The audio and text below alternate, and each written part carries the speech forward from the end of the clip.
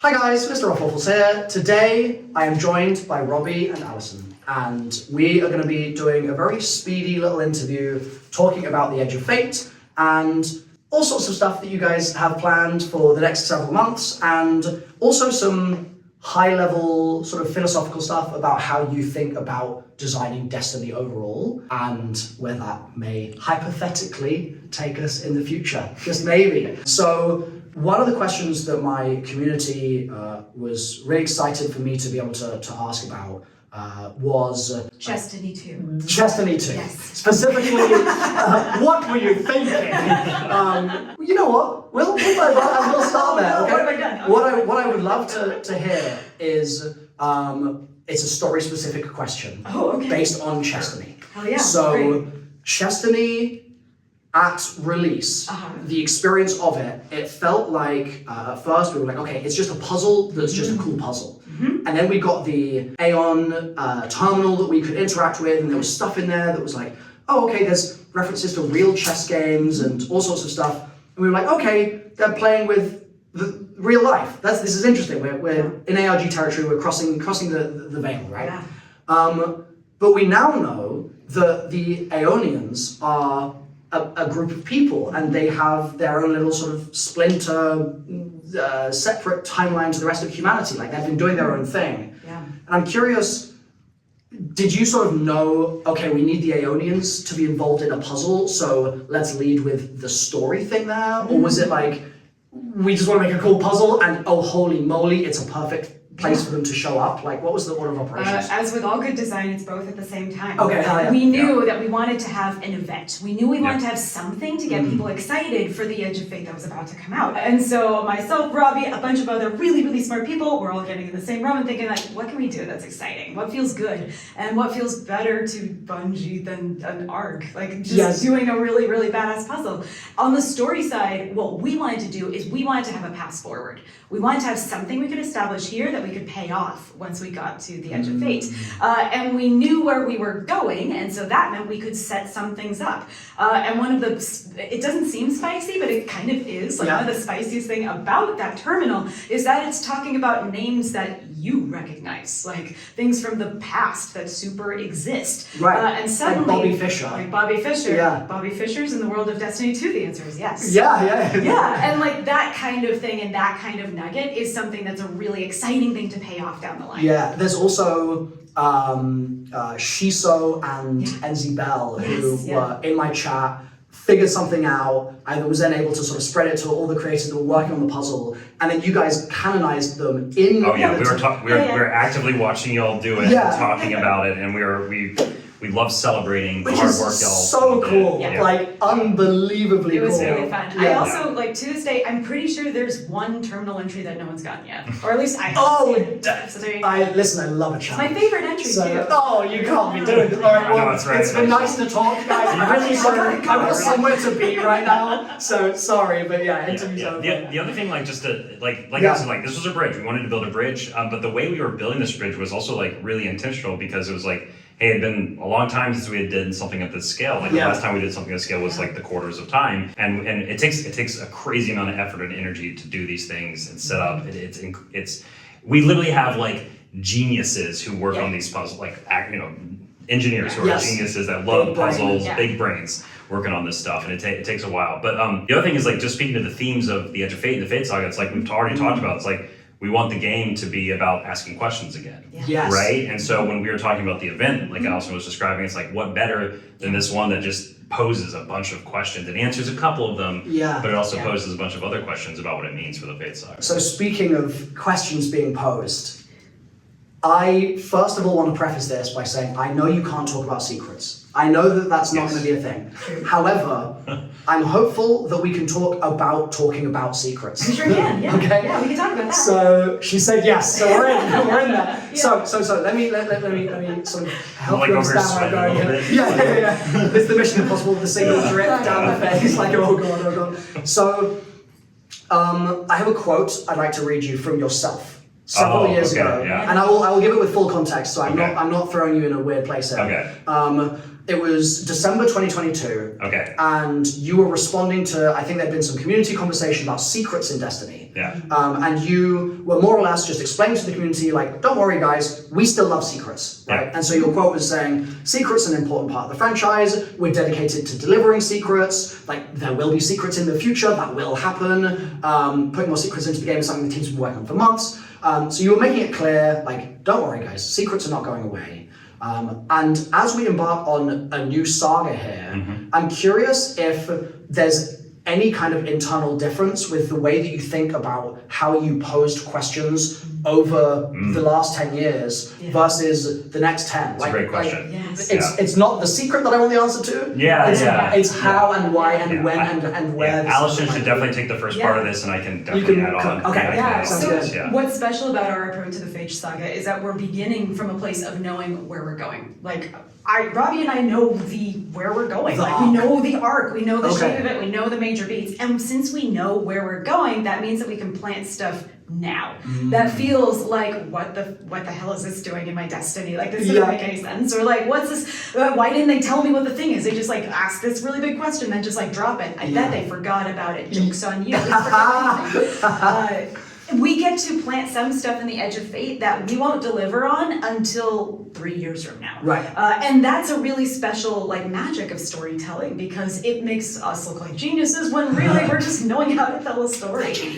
But yeah, no, I think that a good game should be asking questions and should be about those secrets where you get to feel smart when you figure it out, because everyone wants to feel smart when they play. Yeah, and I think like the heart of what a lot of Allison's saying and us about like when the end more about questions, more speculation, and things like that. It's like, because we're at this point, we're going to start really expanding the universe again, right? And the 9 is like the big catalyst. As part of that, a goal for us is to keep not keep that on the periphery, right? Like I think over the last 10 years, a lot of stuff has been on the periphery over time. And that's cool. We're still going to do that sometimes, right? And sometimes you're going to pick up a thing and be like, is this a small thing or a big thing? Yeah. We don't know. We don't know until later. We love that. We're going to keep doing that. But I think a big goal for us creatively and for people experiencing is that, like Allison said, it's like you feel like you're going on that ride together. It's that's happening more often. It's a little bit more in front of you. Not that like we're not hiding things, just that like it's not always fun to be like poking around in the dark corners and going, is this something I should care about or not? Right. And so we are intentionally bringing things a little bit more into the spotlight. Okay. A little that speculation up front. Yeah. A little bit more, and we're going to keep teasing it out and pulling it out, and some threads, like Allison said, are going to like immediately be like, oh, that's the thing that's happening, and other threads are like, when is that happening? Is that going to happen? We know it's there, right? Yeah. And something might change in the story where it's like, oh wait, that might mean something completely different now, right? And it's that subversion of expectation too that I think is really important for us also. And we know the direction we're going, we know the arc. At the same time though, like y'all are gonna play it. Yes. And you're gonna experience it. And depending on how y'all react to some of the things and some of the speculations y'all go through, we might turn the car a little bit in a different direction, or we might take a different side road for a little bit and do something. That's what I love about a game that is growing right? and changing, right? Like that's... We can listen and we can respond and react. Okay, because that's the bulk of my career has been spent in the Call of Duty zombie space, and the origins of the zombie storyline, the reason I fell in love with it was that you had a story that was lots of essentially the small threads, like not the spotlight threads, and there was an array of them, and then the community would latch onto certain ones and be insane and post some insane nonsense, and then the devs would go, oh, that's good. That's tasty. It's fun. And then they would basically, almost in some cases ironically and satirically, and in other cases just with no mask on whatsoever, put that stuff in the game to tease the community, and it was this cyclical, organic conversation. It should be a conversation. Like that feedback loop is what makes a game exciting, is between like whoever is playing and whatever you are affecting in the world. So how do you execute that goal of conversation when games take time to make? That's got to be tricky, right? Optionality is what. That's how I talk about it. At once. Optionality is one, but positing the right questions is another. Like we can control and shape where the spotlight is, like what we're focusing on, and if we can do that in a way that encourages people, like let's talk about this for a little bit, then that might open up some kinds of questions that we can answer to. And that's what I mean about optionality. Is like we intentionally are putting things in the game where like I said, like the scale of how we execute on something that we're putting the planting seeds on today can be incredibly variable. Sometimes we know exactly how big it is or how small it might be, but at the same time, the community response can also cause us to go, maybe that thing isn't as big as we thought, and we're going to make it a little smaller. Maybe that thing's actually bigger than we think it should be, If and we we're want going a to raise it community up. to ask questions they've never asked before, you do something like, here's Bobby Fischer. Yes. Go. Yeah. Oh, I'm going. And make sure we get I'm on to the treadmill right now. I'm Yeah, running. exactly. Yeah. Like, that's a tactic. That you Yeah, can do. and that's why it's like, and at the end of the day, it's like, we want to be confident in the things that we know y'all are going to be really excited about too. Yes. So for like when we were planning Chestiny, it's not what we called it. We never even thought of that name, that's why we just use it now. Yeah. Oh, I've been hammering the Chestiny drum for a long time. I think we just called it the chess puzzle. So Chestiny's better. But yeah, it's like when we were building that, it's like we already like the idea of the puzzle itself was already so strong, and then how we fold it into the storytelling that we know we wanted to do in the thread, the little secrets and threads of the narrative we wanted to be pulling into the Fate Saga. That's where the scaling really starts, right? And so this is the first time we did it, and like that's why we spent so much time on the Aeon network, right? Yeah. Like, the scale of that is really pretty big. Yeah, it's very expensive. Right, for everyone to engage with. And so what's great once the Fate Saga comes out and everything's more playable, right? Like in the game, you're gonna see a lot more of that, but at a bunch of different sizes. Right? Well, some lore books, sometimes dialogue, sometimes a character moment, right? Like sometimes a cinematic, right? Like there's gonna be stuff everywhere that's gonna pique a lot of interest. Cool. I can emphatically say, on behalf of the whole community, and I know they'll all agree with this, that Chestney puzzle was unbelievably special. It was so much fun to be a part of. It was so much fun that so many people got to be a part of it as well. So more insanity, always welcome. like you are talking to the right guy for it. Like the more crazy I can be, the more happy I will be. On a slightly different note, I wanted to ask about Kepler.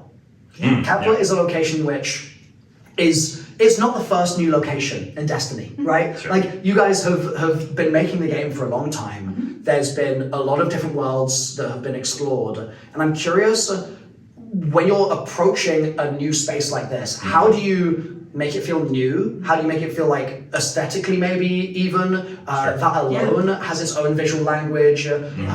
Is it a question of saying, well, who's here and how would they shape the world? Like, it's a great way to think about it. Yeah. Like I'm curious, just like why Kepler and what is it that you feel like is in Kepler this? I'll start from my end. So before I was at Bungie, I was at Wizards of the Coast. Okay. My job was world building, so coming up with like new worlds, new locations, and one of my favorite ways to approach building a new place is to kind of go like top down. Like, what is the theology of this place? Like, what is like the grand cosmic things that make up this world? And then you go a step down of like, okay, so what's the geography? How does that reflect what's up top? And then who are the people who live here, and how does that reflect the geography and the thing up top? Because we knew first that we wanted to meet some new people here, and we knew that the people who lived here were going to be this perfect blend of faith and science. That was kind of the thing that helped inspire the rest of the world, in addition to the influence of the Nine. We knew that the Nine are extra-dimensional beings. That means they perceive the world in a very different way than we do, and they can interact with it in a very different way than we do. Time was going to be something really important here. And so using those elements of like, we know there's timey-wimey nonsense, we know that there's like an entire group of people where faith and science are the same thing. That helped influence what the rest of the world's story was going to be. Mechanically. It's like, how do I build off of that? That was already such a great answer.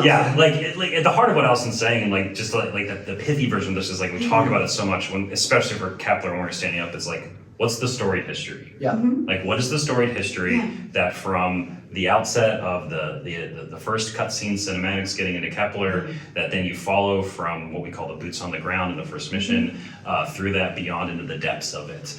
And so beyond the Aeonians, the influence of the Nine here, the dark matter that we've already talked about, you're going to feel that like from moment one, and we've already showed some of that. And the Guardian flying to Kepler at the very beginning of the game. There's a bunch of this crazy energy you're saying we've talked about. It's like that's a thread you are following throughout the entire experience. And to Allison's point, and you were saying, it's like, why is this here? Yes. What caused this to happen? How did this shape the world? And then ultimately, how did that affect all the people that have been here for a long time, the Ionians, the House of Exile? This is all wrapped into a history of like, of people who have been here for a very long time, because that's it's fun to explore those stories, right? Yeah. It's fun to get into that. And then ultimately the Metroidvania genre, the obstacles, the player abilities that then come from that in order for you to work with Aeonian tech and Fallen tech. And then also blending it with your own Guardian energy in order to overcome these obstacles and explore different parts of the world. That all came from this inspiration of like, what is a place that is truly feel like it's built around like the player-driven discovery. And to drill that down even more, like our goal is always to make sure the player feels smart. And so when you're doing good world building, you want to posit questions that the player gets to answer. Why is there an aircraft carrier on this like random planet? And what is this energy that's flowing all around and going into the planet? And then you find out what Bodhi did when he was 20, and you go, oh, that's why the aircraft carrier is here. Okay, that makes sense. Those are the kinds of things that we want to set up. Spoilers. If there was one thing that you could say to the Destiny community in terms of, from a story perspective, things from the past that we need to chew on more, that you sort of see like, oh, I feel like there's some rich material here that could be so much more sumptuous than you guys realize. Is there a direction you could point us in, or a particular theme that you think that we should or could do? What are the things Destiny doesn't talk about? Like in Destiny's like whole like story and lore, like what doesn't it talk about? Hell yeah! Okay, thank you so much. Okay, so farewell, Allison. You will be missed. It's hard to live up to that. She's so great. I like her energy in the reveal and everything has been so fun to witness. We have a lot of fun. But also, I think that, not to glaze you guys too much, but just the whole studio, whenever there's a reveal or whatever that I've seen so far, the dev enthusiasm has always been very enjoyable to just sort of like feel and sense and be inspired by. I can hear it when you guys, any one of you talk at the studio, there's a real sense of immense passion for what you do. It really comes across. I talk about this with people a lot. Like I have like two goals, right? Like in my game director hat. I keep like make Milo lose sleep. One is to make amazing Destiny gaming experiences that like the community loves and is excited to play, right? And then the other one is just to be able to support and work with the amazing creatives that build this game and do the best we can. And so that's why like that enthusiasm is both the combination of Alice and I and others, working together as a team to try to do creative work and make something awesome, but also do it for y'all. Right? So on that note, we are entering a new saga. Much of this expansion is foundational changes that need to happen to the core of Destiny. Yes. But simultaneously, you have a player base that is very hardcore. There are people that play the game an unholy amount. Yes. And I'm curious, sort of as a two-parter. Firstly, when you're making an expansion that needs to change foundational stuff, how do you make that sexy? Like, how do you make that something the hardcore players will still be like, oh, I'm excited to buy this expansion, which has to change the core game for the people that play it less than me. How do you do that? Yeah, okay, so the core of the expansion themselves, we can talk about the core game a little bit too in a minute if you want, but the core of the expansion themselves is both a reaction to what players have been saying for a long time, but what we've been seeing in the game, right? Where it's like, hey, every time there is an expansion or an episode or these other things, it's like there's this almost this specific like formula of what the game is, right? I'm going to get so number of missions, and I'm going to like get these things, and the way you play that is it's just kind of been the same for a very long time. And while there are elements of those things that I think are really important and like core to Destiny in terms of like the action gameplay, really clear like objectives to complete, like a clear story that you're like taking you as a Guardian are going on together, like that's just important for just making a good video game, like period.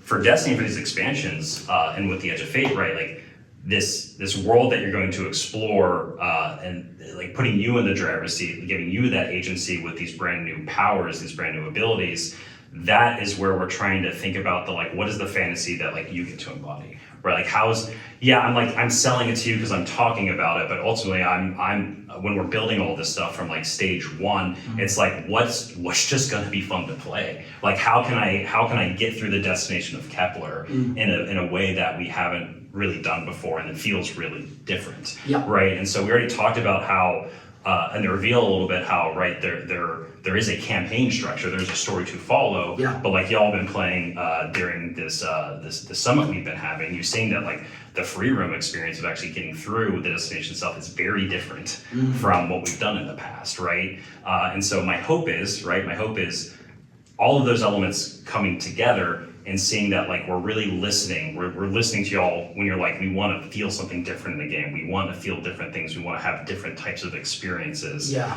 That is, my sincere hope is that like we are showing that to you, Okay. right? Because like, you mentioned like, that in the Dev Insight articles from the end of last year, I think it was, Yeah. and you're sort of saying like there's been a formula. We Right. hear that people might want to Yeah. see some things Yeah. being mixed up sometimes, right? Yeah. And I'm curious, to what extent can I imagine that? Like, to what extent should I run with that idea? So when sure. I read that for the first time Yeah. about 3 weeks ago, Yeah. I read your little paragraph saying that we're going to be playing with like the ideas of sort of new game modes, but then also like new forms of a campaign, like the non-linearity. Yeah, and things like there's that. non-linearity inside of Kepler. There's a lot of moments Yes. where you can choose to go in one direction or another. And I'm curious because obviously we haven't seen the whole thing. Yeah. Is there a world where Destiny delivers a campaign, but instead of just being the sort of like there are missions and you do missions, it's like this is a horror experience and it's like a different genre of game, but it's in Destiny. Yeah, like, do you aspire to that sort of stuff? This is a great question because at the end of the day, our goal with expansions is how do we change the formula enough, but also keep what's core to the Destiny identity and tell a great story that moves the Fate Saga forward. That it's like our goal is to take aspects of different genres, of different game modes, of different things that we as players love to play, but we see people out in the world enjoying, taking inspiration from them, but putting them through that Destiny lens. Right? That's the really important part. Is like it's still going to be like a Destiny first experience, but like how do we take those other elements that we're excited about and like put them into the game in a way that is just feels fresh and new. And so I can't answer directly like, are we going to do specifically like fully horror like thing, right? Like it's like maybe we've had some stuff that's like felt very horror before. 0 Hour with like Trevor coming after you, in the bowels of the old tower. Like we have stuff that scratches some of those itches, and so like the answer is like yes, emphatically, but also it's going to be our own take on it, right? It's going to be Destiny, emphatically Destiny. Yeah, exactly. Okay, well, I think that's a wonderful place for us to stop. Okay. Thank you so much for the conversation, and Alison as well, the ghost of Alison, that is no doubt still here watching over us all. Thank you guys for watching also, and I will look forward to playing Age of Fate when it's out. Thank you, Milo. All right, appreciate it.